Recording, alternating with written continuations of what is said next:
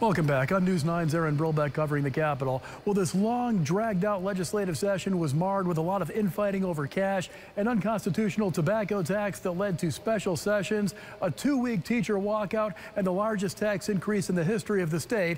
This week, battle-weary lawmakers head home after gaveling out, but that may not be for long. Good Lord, thank goodness it's over. And that's the one thing lawmakers seem to agree on this week. The week started off with a petition initiative to undo the work the legislature did this session, reaching an agreement to raise taxes to fund teacher raises and education spending. The group Oklahoma Taxpayers Unite filed paperwork to repeal the tax increase with the Secretary of State's office, but the teachers heard about the petition through a News 9 alert and met Oklahoma Taxpayers Unite members right here at the front door. We need audits. We need reform. We need to do that.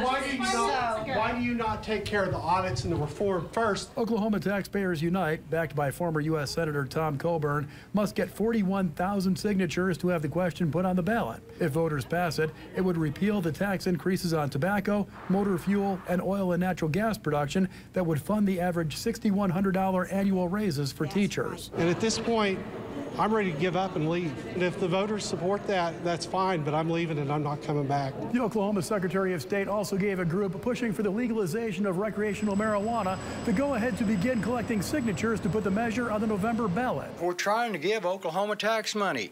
It's not only just from the sales of cannabis. Just look at what it's going to do with jobs, farms, equipment. We're going to have special equipment. We're going to have people to farm it. I think the state question is poorly written, but it sounds like there's probably will get enough votes, enough signatures to go on the ballot. Supporters will have to collect almost 124,000 signatures to have the measure put on the November ballot. Lawmakers also passed a constitutional carry bill that would allow anyone 21 and over who does not have a felony conviction to carry a handgun without a license. I think it's not very much to ask that if a person is going to be carrying a weapon, that they have some sort of training. This type of major policy change shouldn't be made at 10:45 in the evening. We have not properly vetted this change. The Second Amendment says that this is a right of the people to keep and bear arms, and that should not be infringed. So this restores that right for law-abiding Oklahoma citizens. And Democrats in the House of Representatives on Thursday took a stand, literally standing up and shouting at leadership and refusing to sit down after Republicans passed a bill allowing state funding for adoption and fostering agencies that have moral or religious objections to adopting to some parents. The Senate had a similar battle. You do not have to compromise your faith beliefs in order to do that. The government is not going to impose its will and say you can no longer practice your religion freely. To be clear, that is the purpose of this bill, is to restrict and discriminate against people based on their sexual orientation and their ability to adopt from certain agencies. Make no mistake, this bill does not deny the right of a same-sex couple to adopt children. In the end, some lawmakers patted themselves on the back for a job well done. Others, not so much.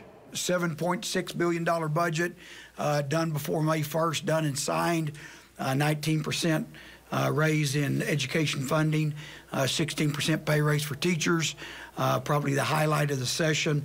A lot of other good bills, a lot of criminal justice work that was done. When you have a state that still has over 20% of the school districts that can't stay open 5 days a week, it's hard to think that this legislative session's been a crushing success.